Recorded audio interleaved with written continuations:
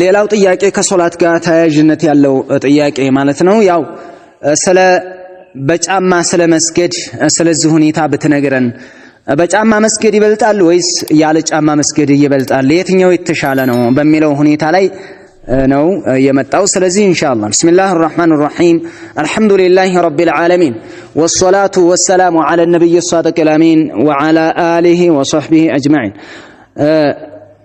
ያለ ጫማ ከመስገድ በጫማ መስገድ አፍضل ነው፣ በላጭነት አለው። በመፈቀዱ ጉዳይ ላይ ምንም አይነት በዑለማዎች መካከል ኺላፍ እንደሌለ ኢብኑ ረጀብ ረሂመሁላህ ፈትህ አልባሪ የተናገሩበት አለ።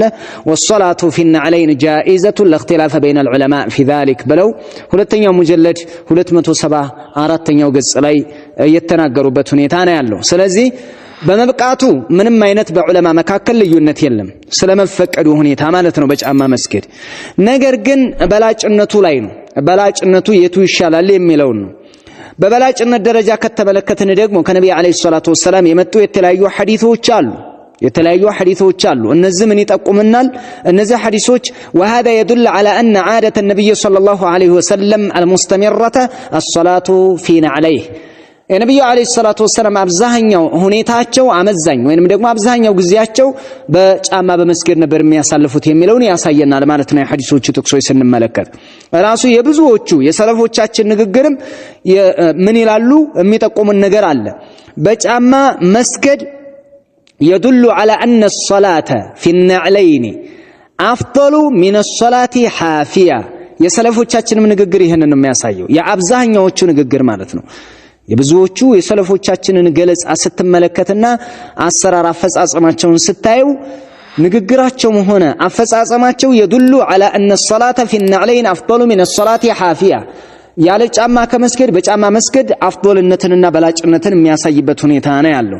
ሐታ ራሱ በዚሁ ላይ ማለት ነው وقد انكر ابن مسعود على ابي موسى خلعه عليه عند اراده الصلاه። ሶላትን ሊሰግዱ ባሰቡበት ሰዓት አቡ ሙሳ ጫማቸውን ሲያወልቁ አብዱላህ ብን መስዑድ ታው አታውልቅ ጫማህን አሉ፣ ከለከሏቸው ማለት ነው። وقال له እንዳውም አብዱላህ ብን መስዑድ እንዲህ ብለው ነገሯቸው። ለማን ማለት ነው? ለአቡ ሙሳ ምን አሏቸው?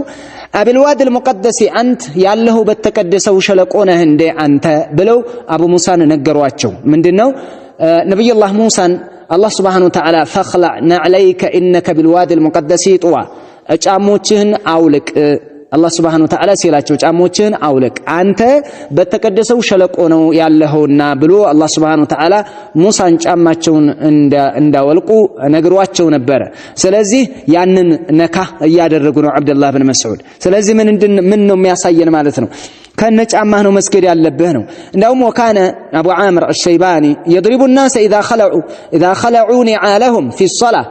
እንዳውም አቡ ዓምር አልሸይባኒ የሚባለው ሰዎችን ጫሞቻቸውን በሶላት ውስጥ ሲያወልቁ ለሶላት ሊሰግዱ ማለት ነው ጫሞቻቸውን ልቅ ሲያደርጉ ይመታ ነበር፣ ቸብ ያደርጋቸው ነበር። ልበስ ጫማህን እያለ ማለት ነው። ከነ ጫማህ ነው የምትሰግደው።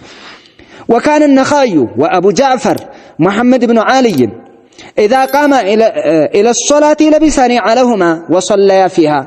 ምን ያደርጉ ነበር? ኢማም النخعي እና አቡ ጃዕፈር መሐመድ ብን አልይ ማለት ነው ሊሰግዱ ሲያስቡ ጫሞቻቸውን ይለብሱ ነበር። እስካሁን አውልቃቸው ተቀመጡ ጫሞቻቸውን ለበስ አድርገው ወደ ሶላታቸው ይሄዳሉ ማለት ነው፣ ይቆማሉ። وامر غير واحد منهم بالصلاه في النعال በጫማ ስገዱ ብለው ብዙዎች ናቸው ያዘዙ። منهم ابو هريره وغيره ابو هريره ሌሎችም። ስለዚህ በጫማ መስገድ አፍضልነት አለ። በጫማ መስገድ ይቻላል፣ ግን አፍضሉ ያለ ጫማ መስገድ ነው ብለው የተናገሩት የአስሐቡ ሻፊዒ ነበሩ። ነገር ግን ከጥቅስ ደረጃ ካየነው መርጁህ ነው የሚሆነው ይሄ። ስለዚህ በጫማ መስገድ አለ፣ በጫማ መስገድ በላጭ ነው አለም በላጭ ነው። ጅምሁሮች የሄዱትም በዚህ ነው፣ ራጂሁም ይሄ ነው። ሐታ ራሱ ኢብኑ ሒዛም ሐፊዘሁላህ አላህ ይጠብቃቸውና ታላቁ ሊቅ የሚናገሩት ነገር አለ ጫማን በተመለከተ ማለት ነው። أن الأفضل هو الصلاة في النعال بجامع مسجد نبلاج وارو لقوله صلى الله عليه وسلم ملائكة النبي عليه الصلاة والسلام من دبلو تناقروا الله خالف اليهود فإنهم لا يصلون في نعالهم ولا خفافهم አይሁዶችን خلفዋቸው በአይሁዶች ተቃረኗቸው አሉ አይሁዶችን እነሱ በጫሞቻቸው በሽፍን ጫሞቻቸው ማይሰግዱምና እናንተ በዚህ ስገዱ ብለው ነብዩ አለይሂ ሰላቱ ወሰለም خالفوا اليهود ብለው አዘዋል اخرجه ابو داود من حديث شداد بن أوس وهو في الصحيح المسند لا يعلنه امام مقبل مسند لا يعلنه معناته عندهم من يلالو ولولا انه ثبت ان النبي صلى الله عليه وسلم صلى حافيا كما في مسند احمد في مسند احمد لا نبي عليه الصلاه والسلام ያለ ጫማ መስገዳቸውን የሚጠቁም ሐዲስ አለ እንጂ من حديث ابي هريره የተረጋገጠ ማለት ነው ከሌሎችም እንደመጣው ያ ሐዲስ አለ እንጂ ነብዩ አለይሂ ሰላቱ ወሰለም በባዶ እግራቸው መስገዳቸው የተነገረበት ጥቅስ ስላለ ነው እንጂ አለበለዛ ይህኛው አሁን ቅድም የቀራ ነው ማለት ነው خالفوا اليهود የሚለው ሐዲስ ዋጅብነትን ያስይዝ ነበር ለካነ القول بالوجب اقرب በጫማ መስገድ ዋጅብ ነው ይባል ነበር ነብዩ ያለ ጫማ የሰገዱበት ጊዜ ስላለ እንጂ ለምን ከተባለ ትእዛዝ ነው ظاهر حديث شداد لظاهر حديث شداد ابن اوس የሸዳድ ኢብኑ አውሰን ሐዲስ ስንመለከተው እኮ ምንድነው የሚያስይዘው خالفوا اليهود ነው ይሄ ደግሞ አምር ነው አምር ከመጣ ደግሞ በዋጅብነት ነው የሚፈሰረው ምን እስካልመጣ ሌላ የሚቃረነው አካል ነገር እስካልመጣ ድረስ ማለት ነው ስለዚህ በሁኔታ ከጥቅስ አኳያ ስንመለከተው በጫማ መስገድ ይበልጣል ማለት ነው ጫማው ላይ ነጃሳ ሊኖርበት ይችላል ኮንጎ ጫማን ይመስል ሌሎች ጫሞች እስከ ስራቸው ነጃሳ ነገር የማያዝ እንትን አላቸው የሚይዙበት ሁኔታ አለ ያንን ማስወገድ ነው መፈግፈግ ነው በመፈግፈግም ደግሞ ይወገዳል የግድ ካልታጠበ አይባልም በመፈግፈግ የሚለቅና የሚወገድልን ከሆነ ይቻላል ማለት ነው በዚህ ጫማ አዲስ ጫማ ሰቅሎ ያን ያወረደ ይስገድ አይደለም በሚንቀሳቀስበት በራሱ ጫማው ይስገድ የሚለውን ይሄንን ያስተላልፋሉ አህለል ዒልም والله اعلم